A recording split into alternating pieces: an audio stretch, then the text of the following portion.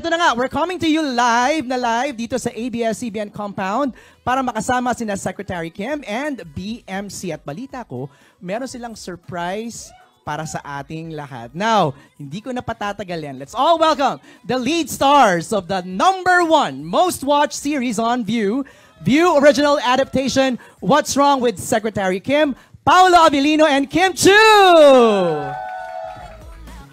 Yay! Good afternoon. Have a seat, please. Hello, MJ. Pinakasikat na host. Ayan na naman si Kim. Dog show muna naman ako eh. Have a seat, please. Bati muna tayo sa kanilang lahat. Pao, go ahead. Hello po sa lahat ng nanonood online. Ba't ka na nagsa-stutter? Di pa tayo nagsisimula. Tabi niya kasi ako eh. Ay! Sa lahat ng nanonood online, thank you so much. And ito na nga, may announcement kami para sa TV airing. And marami pang iba. Kimi? Hello po sa lahat ng mga onliners na nanonood ngayon. Hello po, kami po ito, Kim Chu and Paolo. And MJ, salamat po sa pagtutok. And ayan, dyan lang kayo. Marami pa kaming sasabihin. Simulan na natin ang kwentuhan. I interviewed you parang 2 or 3 months ago when we're launching the series. Kamusta yung pakiramdam going to here now? To be honest, I didn't expect it to blow up this big. Kasi, when you always start a series, andun lagi yung kaba and yung hindi mo alam kung tatangkilikin ng mga tao, especially you're asking them to go on a different platform or that they're not a lot of people are familiar with. Although, sanay naman yung iba, pero to watch Sec Kim. But I'm very grateful and thankful na napakalaki nung pagtanggap ng mga manonood natin. So, thank you everyone. Ikaw, Kimi, na-overwhelm ka ba sa success? Grabe yung success. Pero, overwhelming, of course, yung nangyayari. And sa mga social media, yung parang ang daming natutuwa, ang daming nasisiyahan, and nagsusubscribe ng View. And pag nasa labas ako, tawag nila sa akin, Secretary Kim. So parang nakakatuwa and at the same time parang very thankful and grateful and mga ilang buwan na bang magdo 2 months na rin to napapanood ng mga tao and hindi nila kami binibitawan at iniiwan. Patuloy silang nakasubaybay dito sa palabas namin kahit 20 minutes a day lang siya. Yan ang pag-uusapan natin ngayon, no? Yung success talaga ng Kim Pao. Kasi yung ating conversation po ngayong hapon, we divided it into different parts. No? Pag-uusapan natin now is the kilig success of... Grabe naman yung kilig success. Totoo naman, Kim! Okay naman. Hindi ka ba naniniwala? Pero kinikilig naman ako. Hindi, charot lang yun. Totoo ba yan? Kasi maniniwala ako, Kim, na kinikilig ka talaga. Sa success. Sa success. Pero ikaw, Pao, nasasanay ka ba? Kasi for the longest time, I've known you in the industry, you're parang like a standalone actor. And now with Kim, parang nag-iba yung wind, no? Parang ang daming kinikilig bigla. How are you managing that? To be honest, hindi kasi ako lumalabas so hindi ko masyadong hindi ko alam yung demographics or kung paano tinatanggap ng mga tao aside sa mga nagtitweet or nagpo-post sa mga social media platforms. Pero ito, pag may mga out-of-town shows ako or medyo ramdam doon. Pero mixed pa from Linlang and Secretary Kim. Pero now that lalabas na nga sa TV, I'm expecting more people to call me BMC rather than Victor. On the contrary, si Kim naman laging nagbabasa. Updated sa... Hindi naman lagi. Ay, hindi ba lagi? Yung mga reaction. Social awareness. Wow. Kumbaga. So ikaw, Spell. di ba? Yung nababasa mo, Kim, natutuwa ka na ang daming kinikilig sa inyo, even abroad. Nakakagulat. And sa edad kong to, parang... Ilang taon ka na pa? 47. Ikaw ba? 48. Yeah! Nawala ako na kayo. Nakakatuwa talaga. Totoo lang, nakaka-amaze. Right. Na parang ang dami ulit na nanonood ng mga romantic shows di ba parang the past few years or months, gusto ng mga tao horror, gusto ng mga tao mystery, gusto ng mga tao action, gusto nila yung mga matatapang na ano. Ito, marshmallow lang. Lambutan lang natin ng konti. Right. Mas kailangan ng mga tao ng ganon. Yung mga nakangiti lang sila nang wala namang dahilan. So parang nakakatuwa lang na isa kami sa mga naging dahilan na nagbibigay ng ngiti sa kanila. Seeing your body language, would you say na medyo naging comfortable na talaga kayo sa isa't isa? I think yes, and the role requires it as well to loosen up and be more comfortable with each other. So maybe nabagayan rin na mga roles or mga roles like here in Secretary Kim. Kimi? Body language? Yeah. Sabi Parang naman comfortable na kayo kasi gimaganon ka na sa kanya. Oo naman. Nasakal ko pa nga. Pero wala naman sa kanya yan. pero ano naman, syempre, ilang taon ko na rin nakatrabaho mga isang taon. Lagpas isang taon na rin. Right. Last year, January ko siya January, no? Last year. So, parang ano na rin. Yun, parang mas nasanay naman na siya sa pag-uugali ko, sa ingay ko. Kanina sa nga, kakulitan backstage ko. po, oo, parang yung kulitan niya nakakatuwa lang. Wala na lang sa kanya. Wala na siya. Isa lang siyang ganyan lang. Sa lawang poste. Grabe naman. Okay, sinabi mo, Kim, na since January of last year nag-work na kayo, what's the funniest memory so far ng working with each other?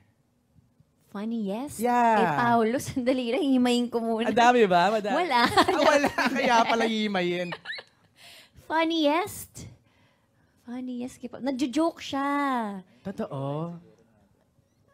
Nakakatawa. May mga times na hindi pa kami masyadong nag-close, yung linlang. Okay. Yung bigla na lang niya akong kakausapin. Akala ko kinakausap niya na ako. Yung pala nakikipag-through lines pala siya sa akin. Oh. Yung mga lines niya na, ano yun?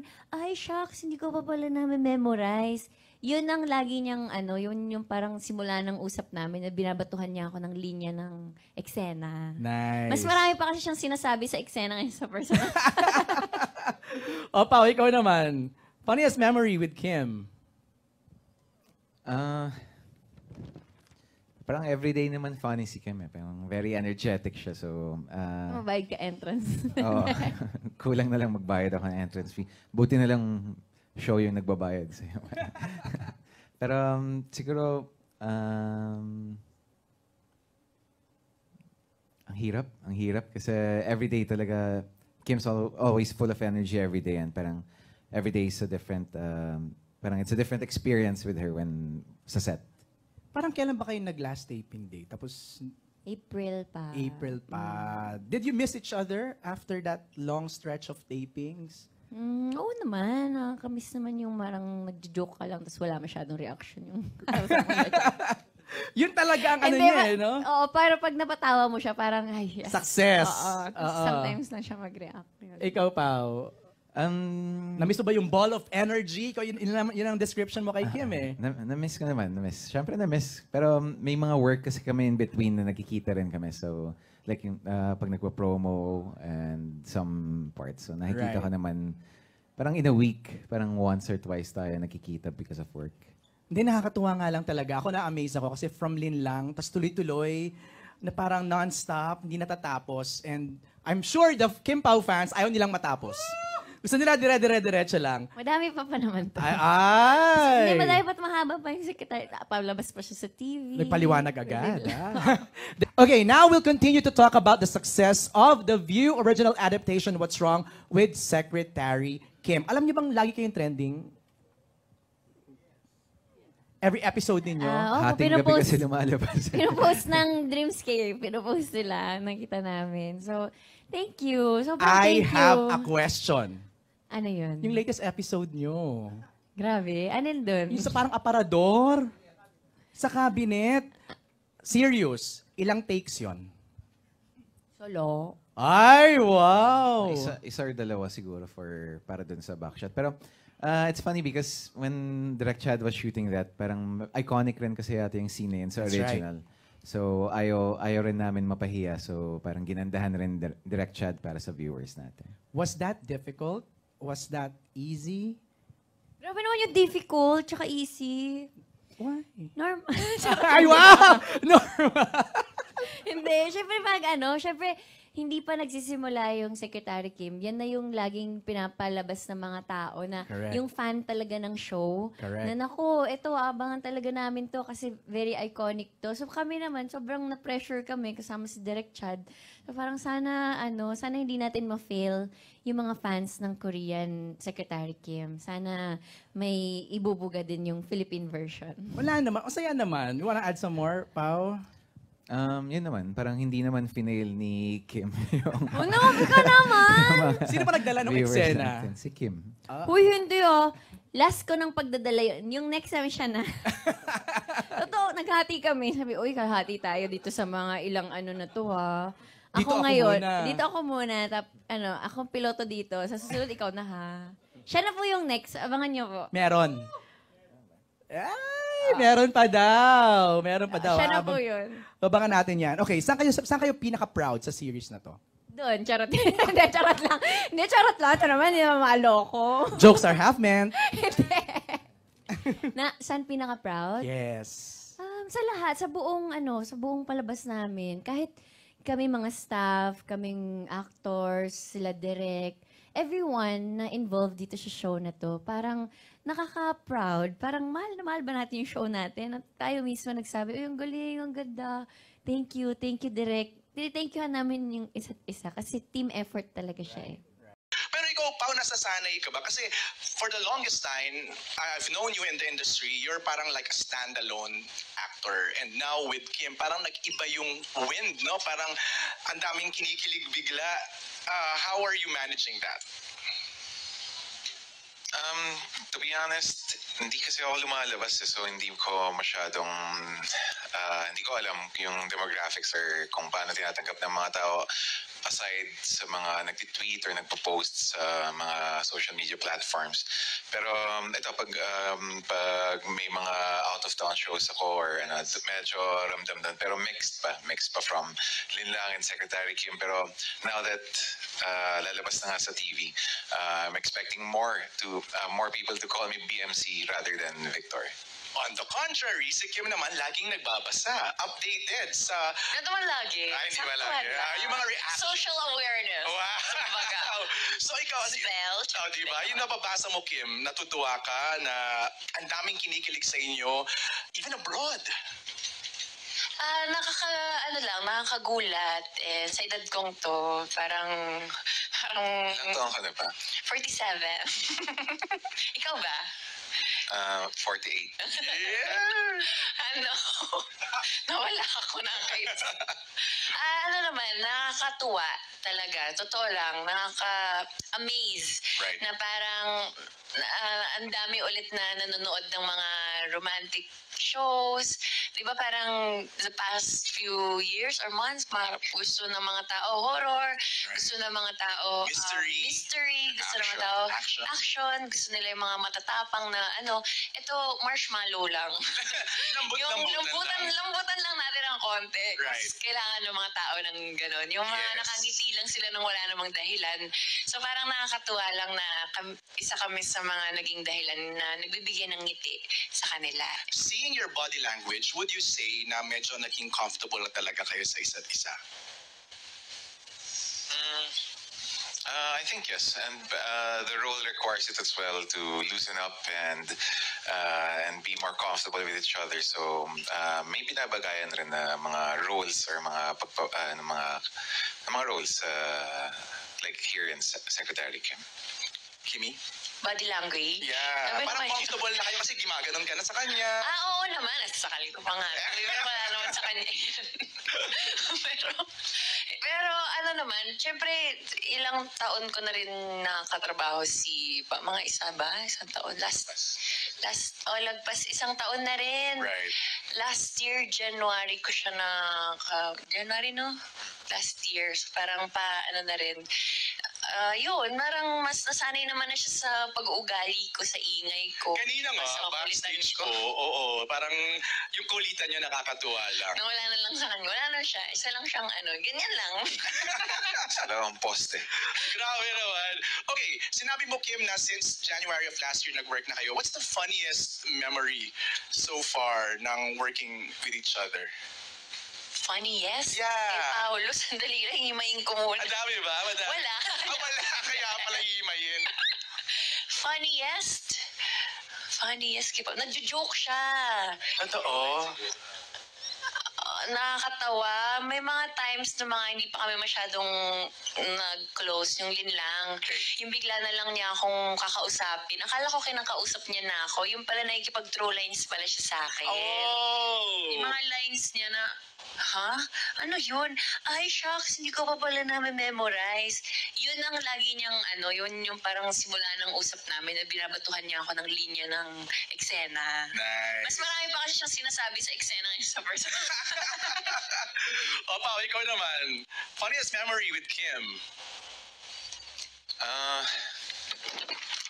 Parang everyday naman funny si Kim eh. Parang very energetic siya. So, Oh my entrance. oo. Kulang na lang magbayad ako ng entrance fee. Buti na lang show yung nagbabayad sa'yo. Pero siguro,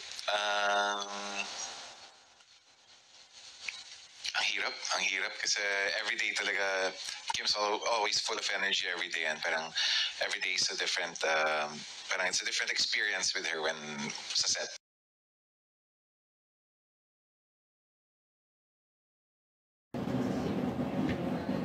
Last time na kinilig ka at sino ang nagpakilig sa'yo? Grabe naman ito tanong na to. It's very basic. Last time, dalawang tanong to. Last time na kinilig ka?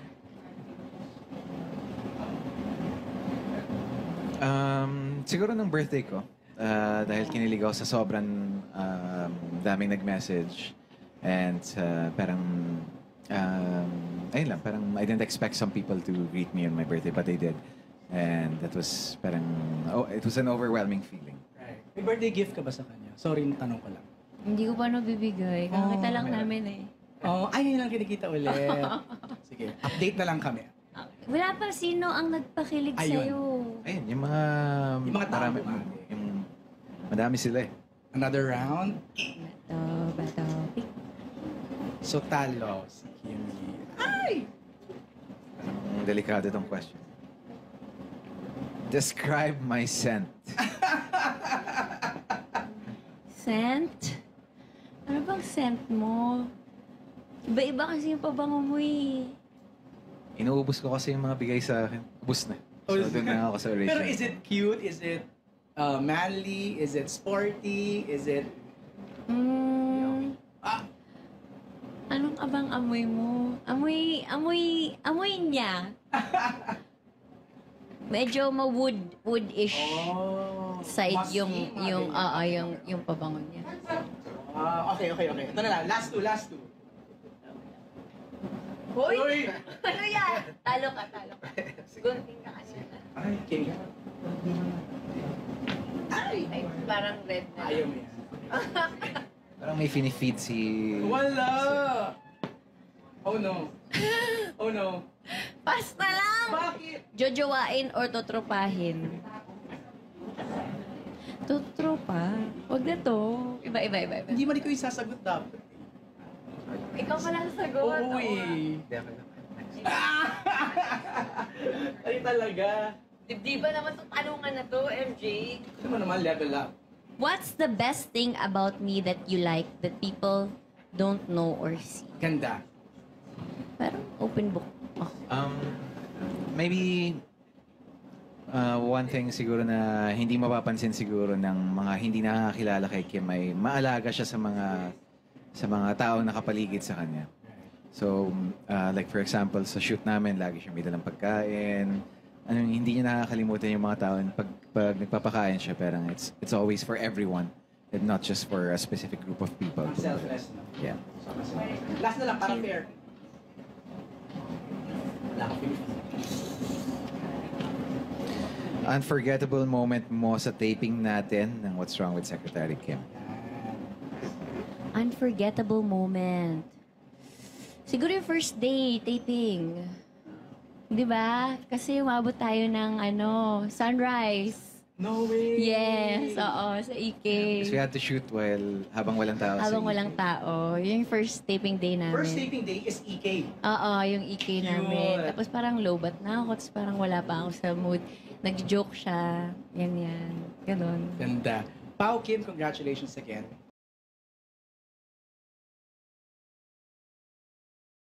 I've never had the chance to work with Kim para sa isang series or movie. And ito nabigyan ako ng pagkakataon to work. First impression, tsaka nagkatotoo ba yung first impression mo na yun kay Kim? First impression, yun rin eh. Parang bubbly. Okay. Okay. Kim, ikaw. Ano naramdaman mo nung nalaman mo makakatrabaho mo siya? Siyempre, kakabahan ako. Oh. Kasi Paolo Avellino, di ba? Oh. Parang serious actor. Parang shock. So, pasok ko yung mga jokes ko sa kanya. Sure eh.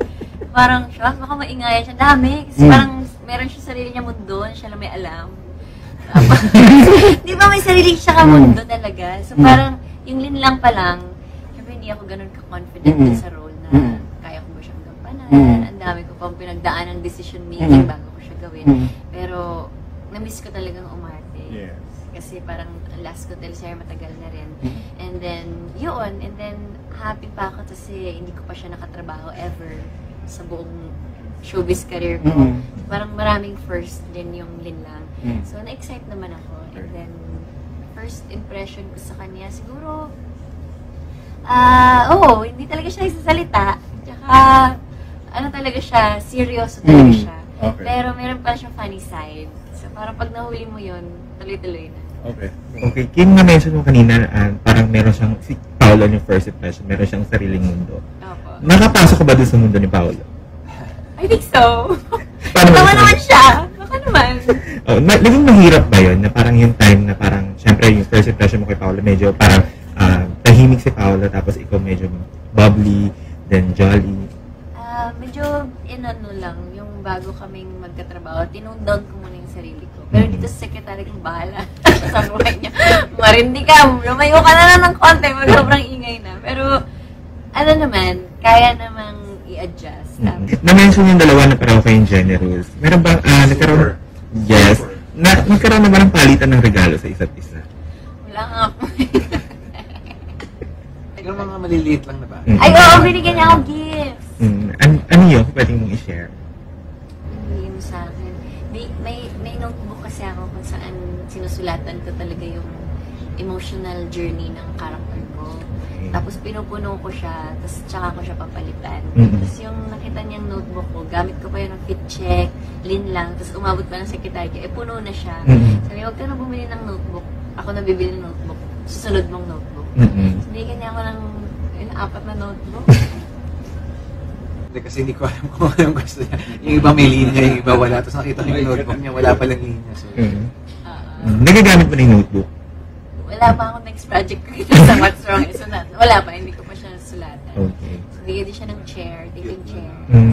Tapos, generous ka? Comfy. Oo, naman. hindi naman, yung nakikita ko lang na kailangan. Kasi sira-sira na rin yung chair.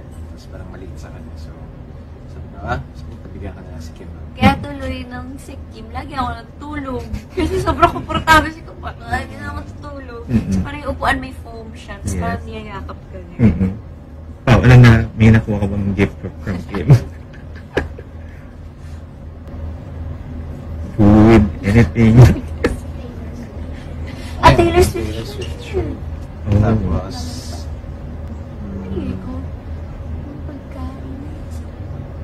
pagkain. Tsaka, anong yun lang, binigyan mo akong jacket.